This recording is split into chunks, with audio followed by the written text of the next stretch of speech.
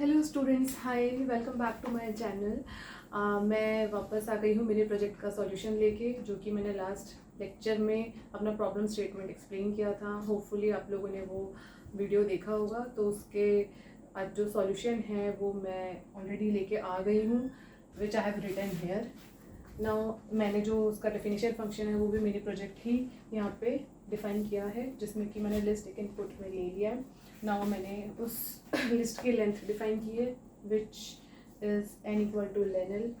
अब यहाँ पे एक कंपेयर फंक्शन मैंने लिया है, जो कि मैंने उस क्वेश्चन में भी एक्सप्लेन किया था। बेसिकली हमें करना क्या है कि हमें लेंथ कंपेयर करनी है प्रीवियस एलिमेंट से, उसके जो नेक्स्ट एलिमेंट है उसकी। तो इसको हम इस तरीके से कर सकते हैं, एक स्ट्रिंग ट्रीट करके किसी भी डिजिट जो हमारे पास है उसको वो स्ट्रिंग में कन्वर्ट करके उसका टाइप है वो डिफाइन करके। तो let us have here m for L1 and n for L2। दोनों की स्ट्रिंग की लेंथ हमने L1 L2 में स्टोर कर ली है। अब इसमें हमने जो नेक्स्ट स्टेटमेंट पास की है, which is return L1 greater than L2।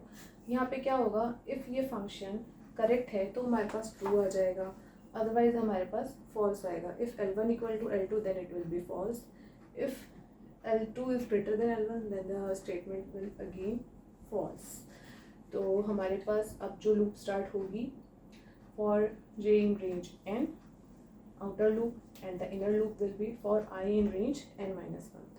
तो ये हमने दो लूप डिफाइन की है। अब हम कंपैरिजन करेंगे।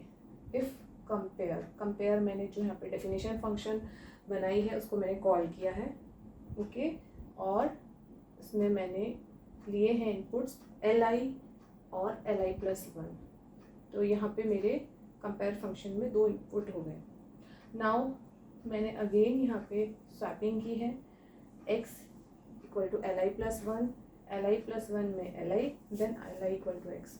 अगेन मैं आपको ये फिर से बताना चाहूँगी, ये तीन जो हमारी यहाँ पे हमने स्टेटमेंट पास की है वो मिनिमाइज हो सकती है अगर आप यहाँ पे स्वैप फंक्शन को कॉल कर दें।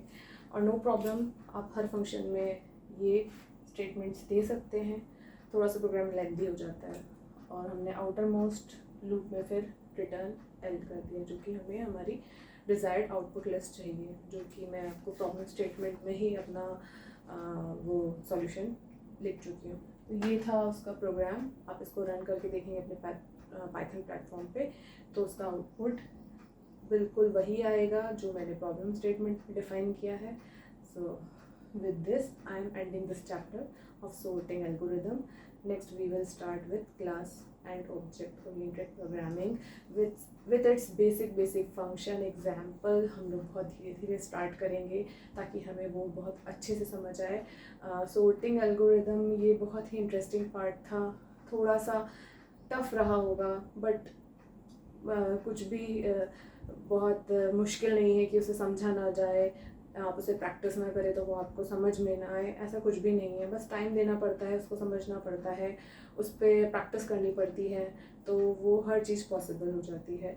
मुझे इस सॉर्टिंग एल्गोरिथम या फिर पाइथन की कुछ भी एग्जाम्पल है उसमें मुझे इंटरेस्ट है, मैं इसको सॉल्व करती हूँ, तो मैं उसका वीडियो लेक्चर क्रिएट कर देती हूँ कि ये ना, हाँ ये मैंने किया है, तो मैं इसको एक्सप्लेन करती हूँ। और अगर मेरे आपको लेक्चर वीडियोस अच्छे लगते हैं, please do subscribe my channel and I will be very happy then. और कुछ भी मेरे इसमें आपको लगता है कि मैं कुछ ढंग से एक्सप्लेन नहीं कर पाई या फिर है ना कुछ मिसिंग है, प्लीज़ DM और text me so that I can improve it. You are the real जज और everything, so help me to grow my channel. Thank you so much.